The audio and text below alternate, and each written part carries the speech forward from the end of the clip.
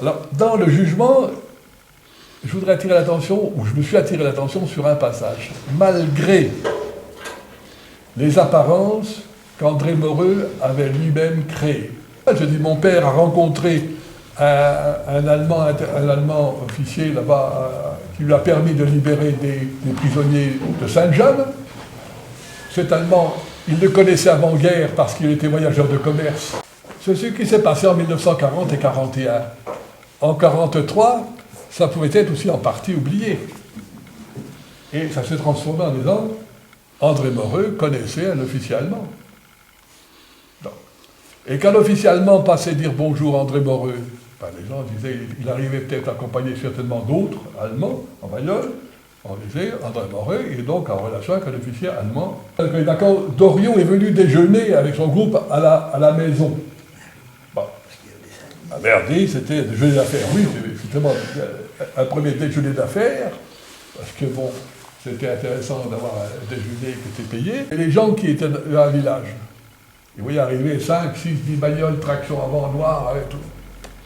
Qu'est-ce que c'est que ce truc-là? Et aussitôt, c'est là qu'on se retrouve avec un autre phénomène, le phénomène de la rumeur.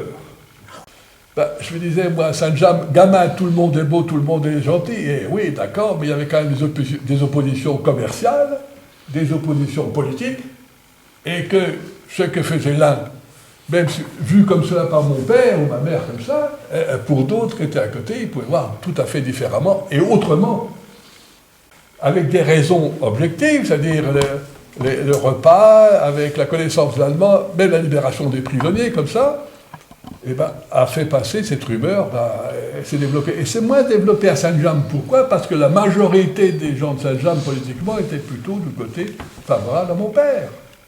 Mais ceux qui étaient défavorables, eh ben, la rumeur s'est développée ailleurs pour donner l'information jusqu'à Colomb.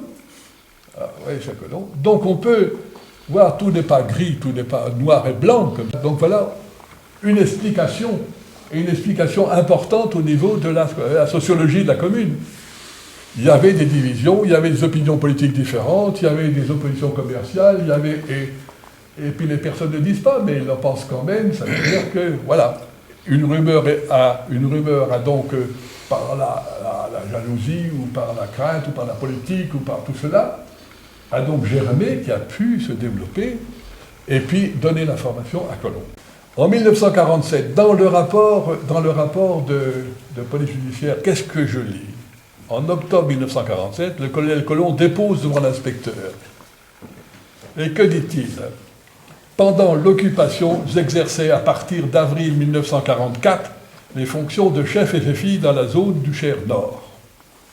C'est ainsi que j'avais dans mon commandement le capitaine Daniel, sous mon commandement, le capitaine Daniel et ses hommes, en exécution des ordres qui me furent donnés par le PCRA. Le PCRA, c'est les services secrets de la France libre. Pour la réception des parachutages attendus dans le Sancerrois, je remis à Daniel une liste des agents supposés de la Gestapo qui seraient susceptibles de dévoiler, le moment venu, nos opérations en lui demandant de les mettre hors d'état de nuire. Moreux figurait sur cette liste en tant qu'appartenant au PPF, ami de Doriot, et lié également à un officier allemand de la Gestapo de Bourges. Par la suite, après la libération, j'ai appris que Moreux n'aurait pas fourni de renseignements aux Allemands. Malgré son attitude collaborationniste affichée, il aurait même aidé des réfractaires au STO. S'il pensait cela, et il le pensait, la rumeur lui avait dit, c'était de son devoir de faire disparaître ceux qui pouvaient être dangereux. Donc, mon père a été liquidé par prévention militaire.